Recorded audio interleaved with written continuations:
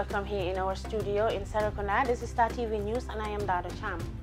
In the headlines tonight, General Masani and Kinte relief from position. President Barrow to co-chair second presidential council meeting in Dakar. BSIC Bank donated sanitary pads to the Edward Francis Moore Teaching Hospital as part of International Women's Day celebration. Barrow pledges to reconsider policy on ID card issues in rally in Lower River region. On the international scene, Guinean protests continue as protesters renew calls for presidential resignation. 3 rights activists arrested in government clampdown in Malawi. Opposition clashed with police in Venezuela. Those were headlines, and now the news in details.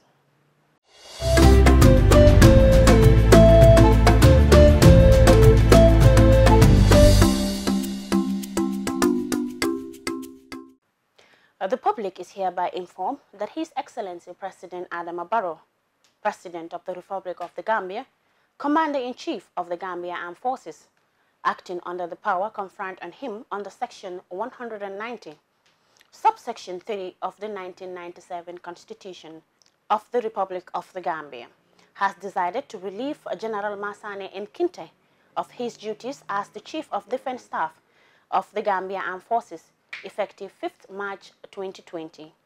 General Kinte hands over to Deputy Chief of Defense Staff, Major General Yankuba El Drame. The President seized the opportunity to thank General Kinte for his services to the nation. Gambians and Senegalese experts and ministers have started the second Presidential Council meeting between their two governments in the Senegalese capital of Dakar from the 10th to 12th March 2020.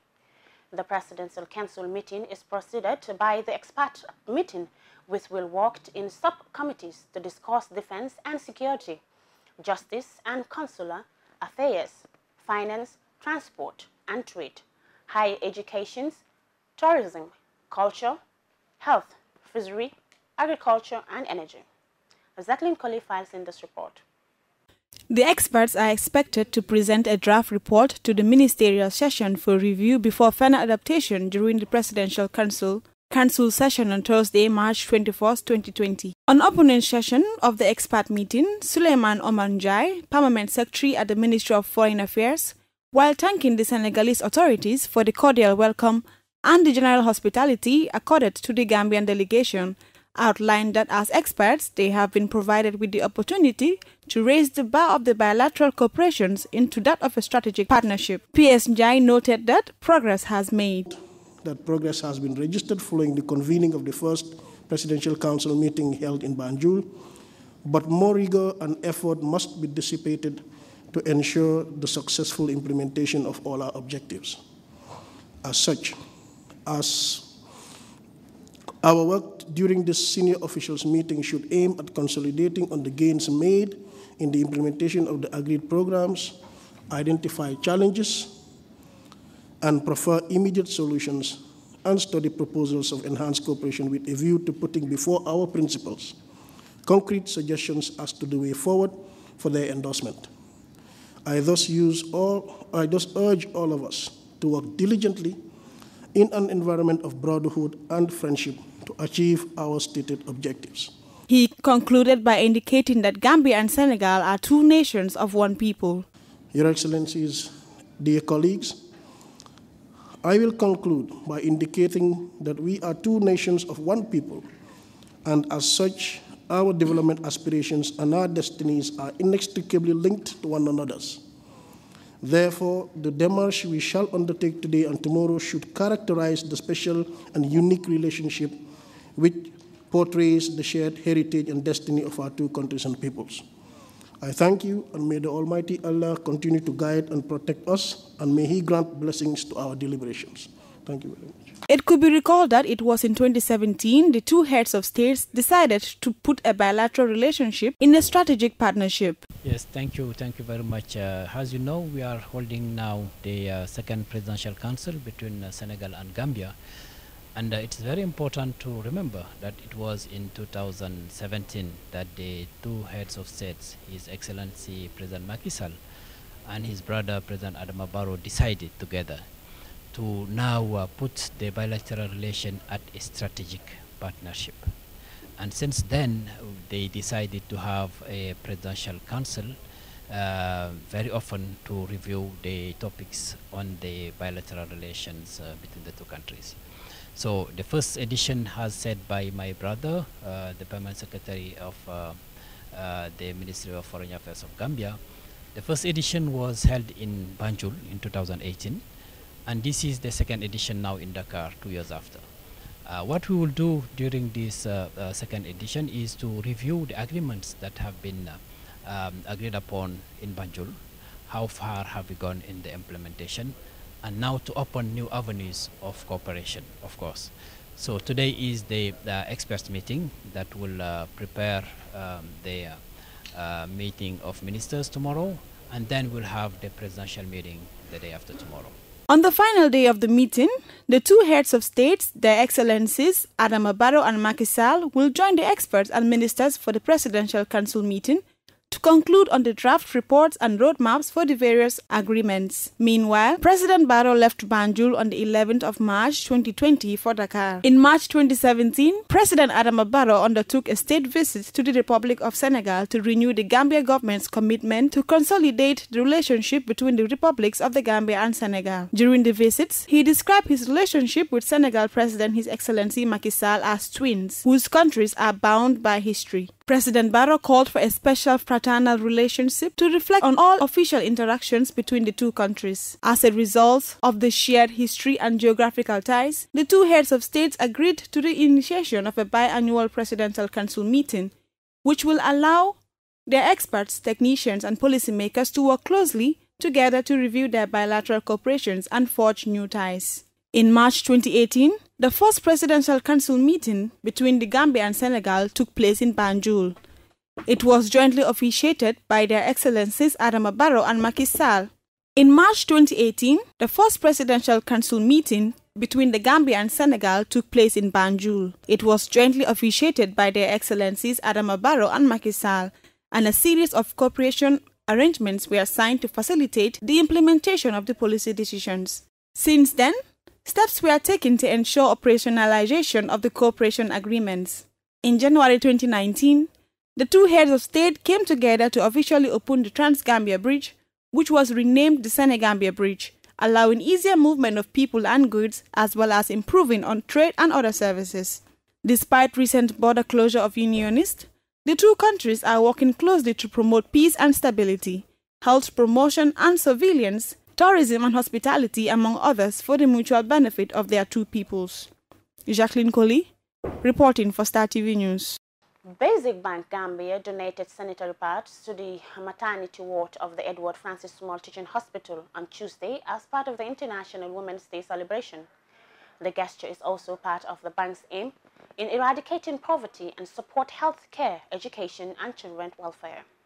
Mariama Dem covered the event and she now reports. BSIC Bank is a commercial investment bank in the Gambia that was established by Pan-African leaders with the purpose to assist member communities to implement their development programs such as health, education, child welfare, and women empowerment. The head of marketing department of BSIC Bank Gambia, Abisatu Mane Samba, says the donation is part of their ways of celebrating International Women's Day, as their focus is to give back to the community, especially women. She also promised to be doing more of donations to the hospital. Fatimata Jete, the departmental matron of the maternity unit of the Edward Francis Small Teaching Hospital, on behalf of the hospital, welcomed the delegation and shows gratitude upon receiving the donation. She noted that the donation came at the right moment as they have a lot of patients who are in need. It's a timely one. It's a timely donation because this sanitary pad is used by all the women in my department at the maternity. It's not only for those that deliver. Even we have our gynae ward. Some of them are there, they are bleeding. They just bleed, they are not pregnant, but they have this bleeding disorders. They use the sanitary pad a lot. And some they don't even have money to afford it. You might think it's a small thing, but it's a big one, I can tell you. And it's timely. Because every woman in that department, almost every two, three women, they need this pad. Out of every 10, let's say 8 of them might need this sanitary pad. So we really, really appreciate the donation, and it's is timely. Like you said, you empower women, and this is part of empowering women. Matron Jete further thanked BSIC Bank for their great gesture, and she added that they hope to see them in the future, as the hospital is the main referral hospital in the country. For my baby. So you've solved that problem. You have empowered the baby, you have empowered the husband, and you have empowered the wife. So I'm saying a big thank you on behalf of the department. We really appreciate it, and we hope to see you in the future, because you also did not make any mistake by coming to EFSTH. It's the main referral hospital in the Gambia. We have referral hospitals, but all of them refer to our hospital here. We receive patients from all angles of the country, countrywide, from Katong to Kaina. Some will come here, they will not even have a dime. And Banjul, we know, is the capital city of the Gambia. Things are very expensive here. So you really solve a lot of problems that you might think that it's a small one, but it's a big problem that we solve. Once more, I say thank you to the BSIC Bank. The patients were excited upon receiving the sanitary pads. Maria Madem, reporting for Star TV News. The newly introduced biometric identity card by the Barrow administration has been embedded with robust measures such as scrutiny, substantiation of necessary documents, and a fee of $450. The Gambians, especially those in the provinces, have been raising concern over these measures surrounding the issues of the national document. Modu Baji reports. During the NPP's rally in Lamenkoto village, some of the speakers, whom are believed to be natives and those within the neighboring villages, called President Barrow to reconsider the issuance of this document, as most of the women within the region were either rejected during the process or could not afford the cost of the national document. On his remarks, President Barrow highlighted that these countries work through the dictates of the laws, and if those laws affect the people, then his government will deem it necessary to review those laws. President Barrow said his government's objective is to ensure that all these citizens of this great country acquire this document legally, but hence the policies are affecting the sovereign Gambians. His government will take time to find a solution to this ID card syndrome. The government of the Gambia introduced this biometric identity card on the 1st of October 2018. However, Semlek is the company contracted by the government to produce this document. Modu Elbaji, Star TV. The Deputy Chairman of the Mansa Conco Area Council, Pastor Cisse, spoke to Star TV last weekend on the positive impact the Trans-Gambia Bridge has in Lower River region. Maria Madem has the rest of these details. The Deputy Chairman of Mansa Conco Area Council, Pastor Cisse, says the bridge has brought positive changes within the region because people are now investing in many sectors, which is a plus for LRR. And because of the bridge, we are on a daily basis, let me tell you, on daily basis receiving investors, contacting the council to see how best they can invest within the region. So, like what, invest on what? Yeah, some are trying to invest on bakeries. Because, for example, you don't have the senfur, as we normally call it, within the region. And I think it's very important, at least, to have some... And people are asking for it? Yeah, and people are asking for it. So we are having those investors. Okay. We also, as you know, LRR have one of the best stones in the region. Okay. For us locally, we call it the black stone. Okay. We are having some investors like 5C Energy, trying to engage in those sectors. Mr. Cisse highlighted that they have a market under construction, which is part of the Trans-Gambia Bridge project, but the market will be handed over to the council. All markets within the country are placed under councils. Markets are always managed by councils. So this is a system that is called board system in the development, aspects. Okay. That is built, operate and transfer to council. Okay. We know all markets within the Gambia are being managed by councils. So after the construction of the market will be totally handed over to the management of Mansa Conco Area Council. Okay. He also reveals that the council is expecting to generate income from the market as they have 150 stalls in the market. Come from it because it's a modern market whereby we are expecting almost 150 canteens within the market. Okay. And there will be a mosque, there will be slaughterhouses. Basically, it's a modern structure that is being built by the Gambia Bridge Project.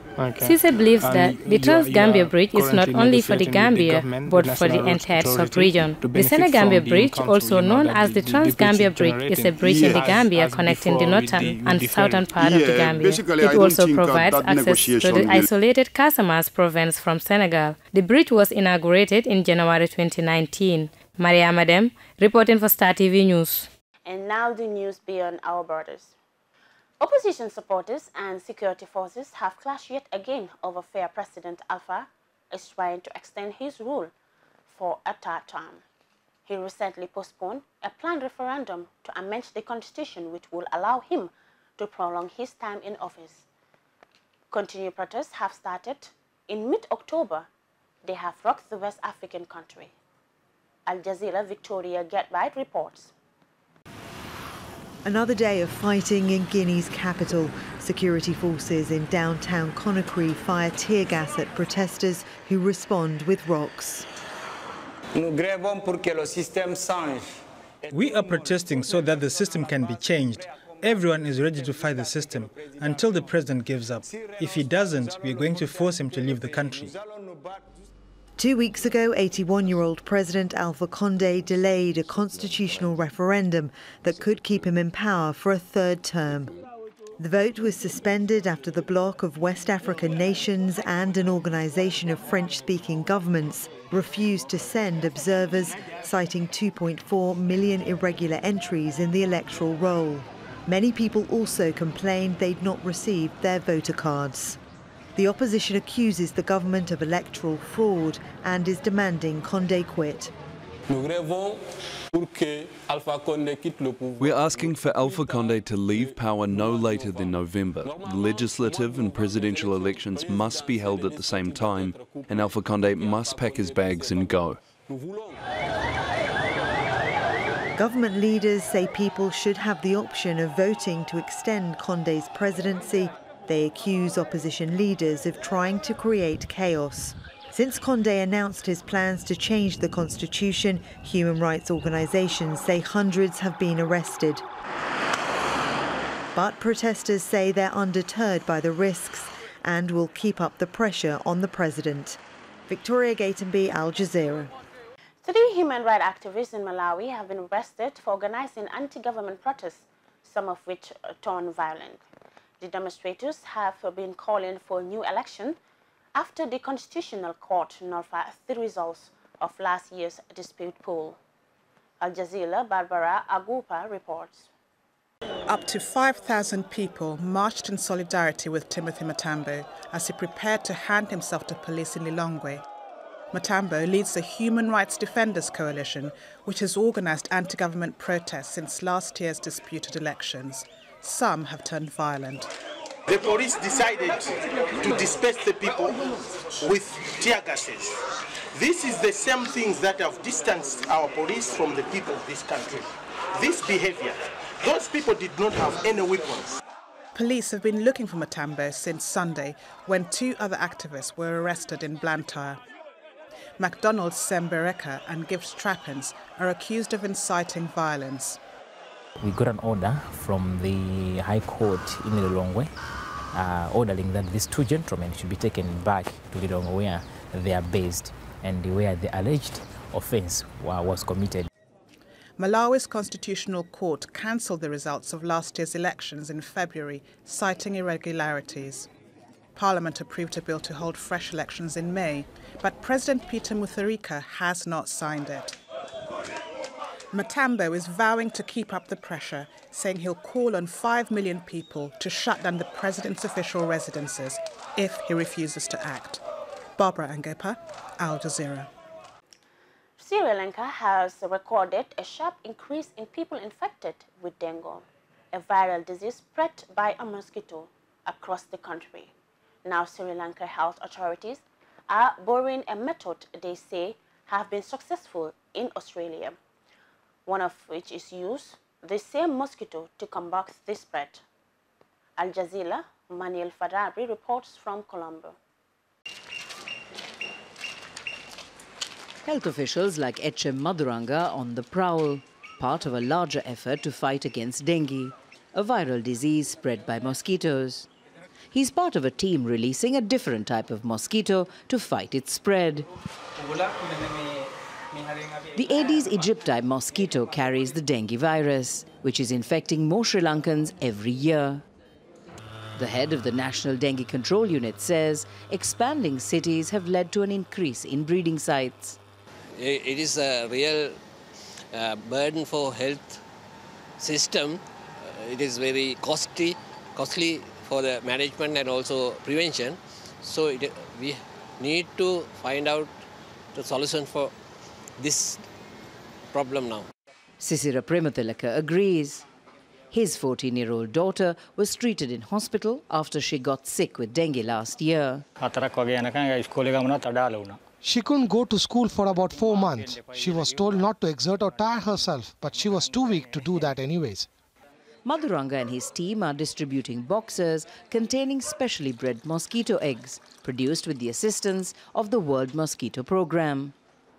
The eggs from the Aedes aegypti mosquito are infected with Wolbachia bacteria, a bacteria found in 60% of insects, but not the Aedes mosquito. And when the Wolbachia is present in the Aedes mosquitoes, the proliferation of the dengue virus is inhibited. So thereby, there will be mosquitoes, but there won't be virus in the mosquitoes. These mosquito eggs are produced by the World Mosquito Programme using Sri Lankan mosquitoes. The eggs are then sent back to be packed into capsules, which are then distributed with the mosquito boxes filled with water to allow them to hatch. The 2 trial areas in the capital Colombo are divided into grids, and a box containing a capsule with the eggs is hung up in every 50 to 75 meter section. This process will be repeated by teams for 12 to 20 weeks, with tests monitoring the newly emerging mosquito population. Pitching mosquito against mosquito is how the project aims to combat the virus.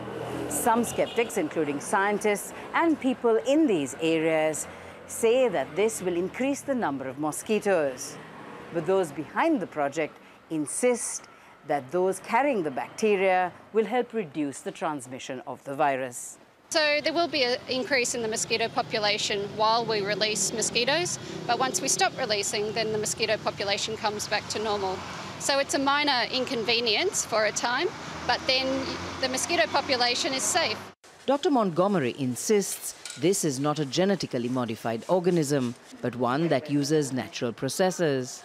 First tried in Australia in 2011, the Wolbachia method is now being used in 12 countries, which have reported reductions in the number of dengue infections. Sri Lankan health authorities say they will monitor the results over the next 5 years, with the hope it achieves the same success here. Mina Fernandez, Al Jazeera, Colombo.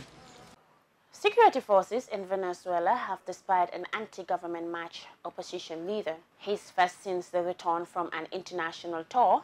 He is trying to revive a campaign to remove President Nicolas Maduro as the country's economic crisis deepens. At the United Nations, the High Commissioner for Human Rights, Michel, said Venezuela's security forces were using increasing level of violence against opposition supporters. Al Jazeera Manura Pulu reports. Police fired tear gas at demonstrators in Caracas on Tuesday. The demonstration was organized by Venezuelan opposition leader Juan Guaidó. Guaidó attempted to negotiate with police who blocked demonstrators from marching to Venezuela's National Assembly building. Mobilizations, social action, symbolic acts of protest, overwhelming protest actions with everyone united today in the fight for a free Venezuela. This is Venezuela's moment. Thousands attended the demonstration in the Venezuelan capital to protest against worsening economic conditions in the country. Well, basically, we want the whole world to see what's happening in Venezuela, which is a very critical situation. Without production, without food, without medicines, a country totally paralyzed in all the country's economic sectors. At the United Nations in Geneva, the UN High Commissioner for Human Rights, Michelle Bachelet, said the situation in Venezuela has worsened in recent months. Since my last update on the human rights situation in Venezuela, political tensions and acts of violence by security forces and government supporters against opposition parliamentarians have continued. A separate rally was convened in downtown Caracas in support of Venezuelan President Nicolás Maduro. The latest political tensions in the South American nation stem from a growing violence against members of Venezuela's political opposition, including the arrest of several parliament members. According to the latest updates from the UN, some 4.9 million people have fled Venezuela as a result of the crisis. Manuel Rapalo, Al Jazeera. And before we end the news, a recap of our main headlines. General Masania and Kinte relieved from position. President Barrow to co-chair second presidential council meeting in Dakar. BSIC Bank donated sanitary pads to Edward Francis Small Teaching Hospital as part of International Women's Day celebration. Barrow pledges to reconsider a policy on ID card issues in Radi in Lower River region. Guinea protest continues as protesters renew calls for presidential resignation. 3 rights activists arrested in government clampdowns in Malawi. Opposition clash with police in Venezuela. That's all for this edition of the news. Please enjoy the rest of our programs and join us for tomorrow's news. Thank you.